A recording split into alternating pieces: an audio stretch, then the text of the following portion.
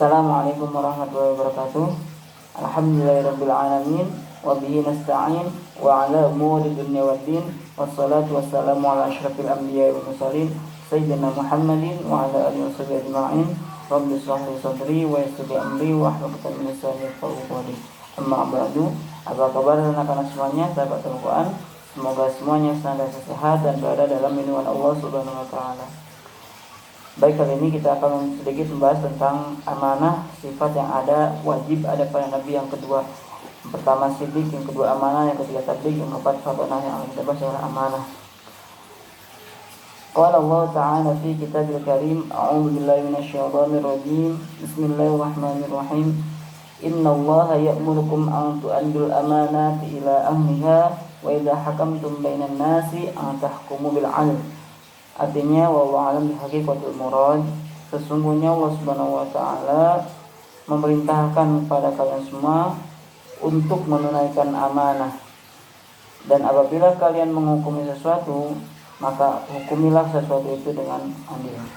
Baik, sedikit kita bahas. Ayat ini turun ketika saat Fathu Makkah.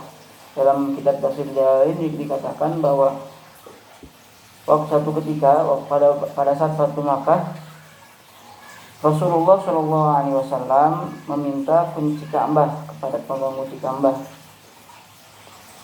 Namun orang itu tidak serta-merta memberikan kunci Ka'bah tersebut, hingga akhirnya Sayyidina Ali bin Abi Thalib mengambil paksa kunci itu dan memberikannya kepada Rasulullah. Kemudian Rasulullah kunci Ka'bah, dan Rasulullah bersama sahabat masuk dan memerintahkan sahabat untuk menghancurkan berhala-berhala yang ada dalam Ka'bah.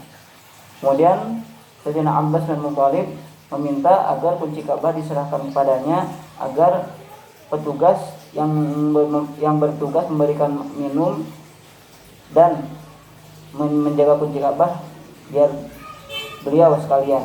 Akan tetapi Rasulullah memberikan kunci Ka'bah tersebut kepada orang yang pertama semula memegang kunci Ka'bah. Orang itu berkata, kalau seandainya aku tahu bahwa dia adalah Rasulullah, maka aku akan memberikannya. Nah, sejak saat itu pemegang kunci Ka'bah tersebut memeluk Islam. Nah, itu berkaitan dengan amanah.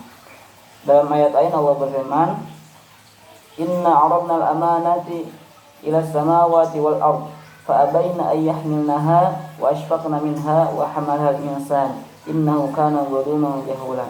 Sesungguhnya kata Allah, kami mengemukakan amanah ini kepada langit dan bumi.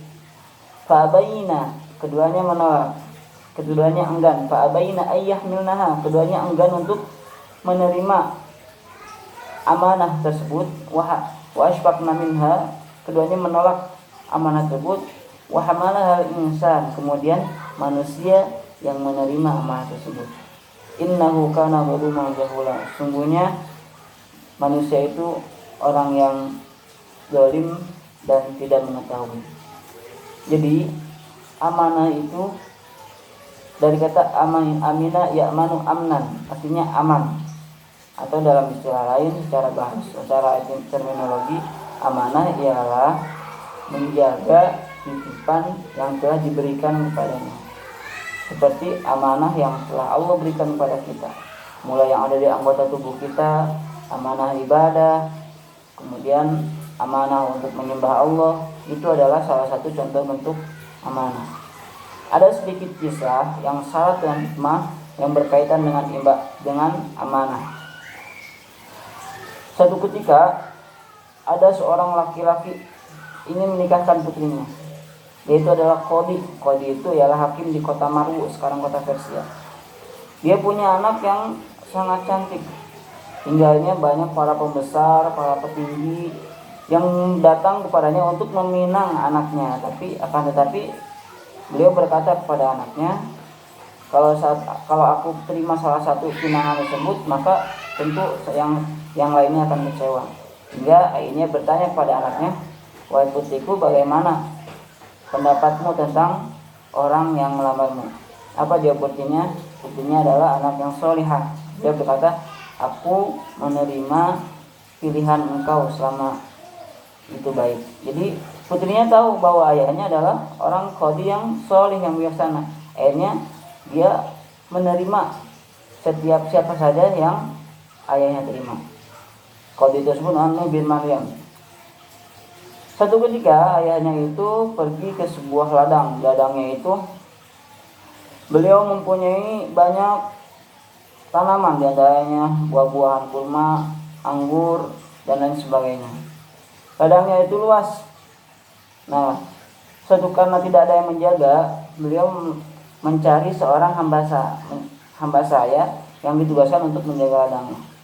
Kemudian disitulah beliau bertemu dengan Mubarak, seorang hamba sayanya, yang kemudian menjadikan hamba saya tersebut sebagai penjaga tanaman. Setelah 1 bulan berlalu, Nuh bin Maryam kembali mengunjungi kebunnya, dan di situ di mana Mubarak bekerja sebagai penjaga kebun.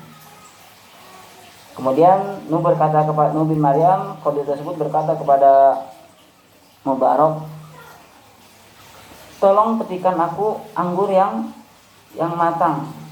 Akhirnya Mubarak mengambilkan anggur tersebut dan diberikannya kepada tuannya.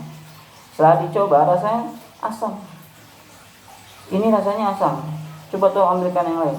Kedua kali anggur yang dipetik masih juga asam.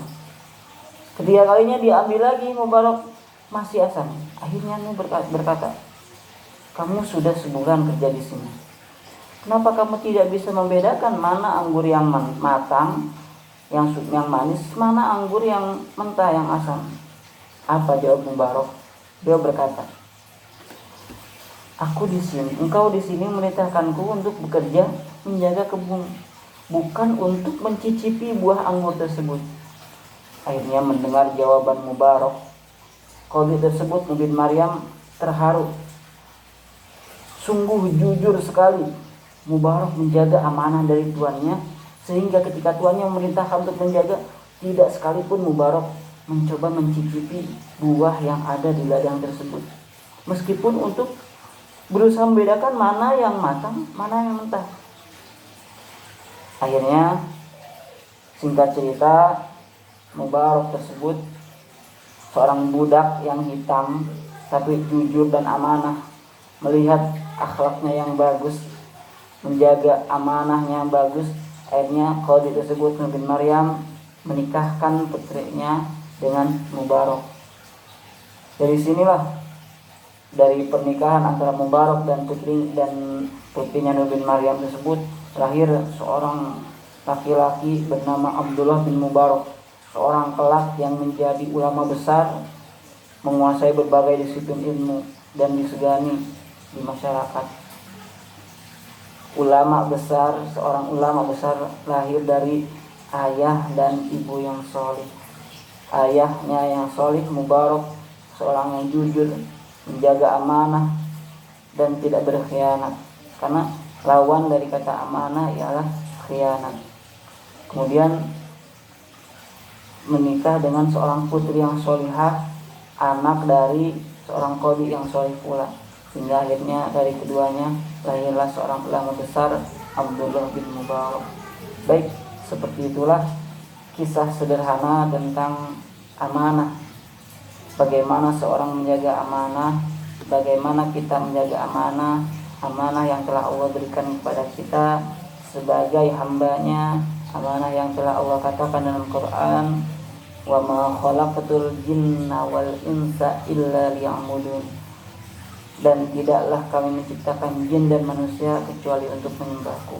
Itu adalah salah satu amanah yang Allah berikan kepada kita, bagaimana kita menjaga ibadah kita, bagaimana kita menjaga penghambaan kita kepada Allah.